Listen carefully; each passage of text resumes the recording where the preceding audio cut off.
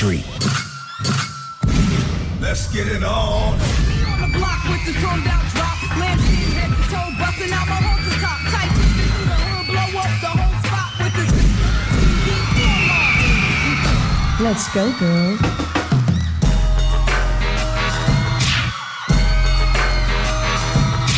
You're late.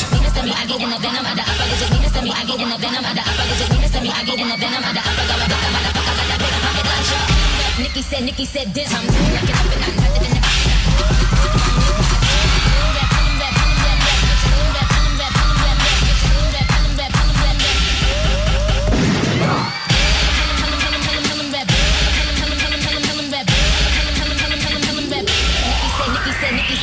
I know I may be young, but I got feelings too. Strike a pose.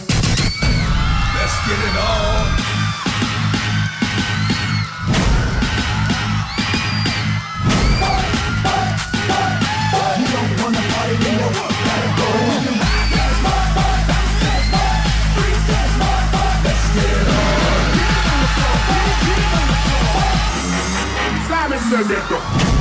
I'm not ashamed. I ain't ashamed.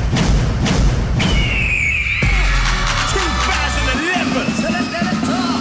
Yeah, I'm lead for the beat. Top round dogs with me. If you don't know about me, yeah, I'm lead for the beat. Top round dogs with me. If you don't know about me, yeah, Ladies, let's go. We run this mother.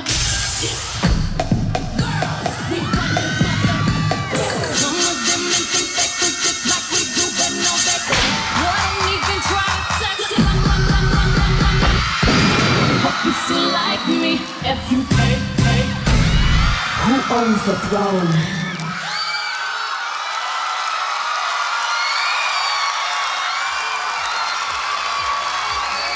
Mga kapamilya, palakpakan natin ang mga ayaw magkalat ng lahi, ang Splitters!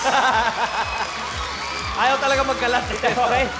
Ito Bago ang lahat, ito yung mic, bago ang lahat, okay lang ba kayo? Wala namang mga injury? Okay naman po. Okay lang, okay. That's Walang nice to nasaktan. know. Pero Tayo yung nasaktan Tayo eh. nasaktan Oo. para sa kanila. Pero alamin natin kung okay ba sa ating mga judges ang ginawa ninyo. Starting with Angel. Grabe sa pinakita nyong yan. Dapat galingan ng iba pang contestants. Grabe, inangat nyo. Akala ko nasa grand finals na tayo. Hindi po. Sobra! Nakaka-proud kayo kasi pinaglaban namin talaga kayo. So I'm happy na binigyan nyo ng iba pang level nito, itong performance nyo. So congratulations! Sobrang proud ako sa inyo. Thank you very much. At ang isang gusto kayong makasama sa isang production number, Kuya Binoy. Splitters, gusto kong malaman ninyo na kayo ang inspirasyon ng mga kalalakihan. Oh, sapagkat kayo, alam nyo kung kailan dapat ilabas ang balls at kung kailan dapat itago ang balls. Ang galing ninyo! Maraming salamat, Sir Robin. Ito na ang choreographer nila, Yes. Sir FMG. The king of Splitters. Yes. Definitely, you level up from the last time you performed. And yun nga, dapat siguro palit na ng pangalan nyo eh. Dapat siguro basag na...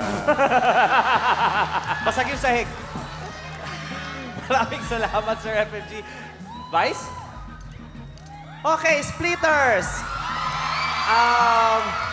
Kayo ang grupo na hindi naniniwala sa kasabihang walang basagan ng trip. Dahil basagan talaga ang trip ninyo at dahil sa ginagawa ninyo mukhang gumaganda ang kalagayan ng industriya ng kwek-kwek.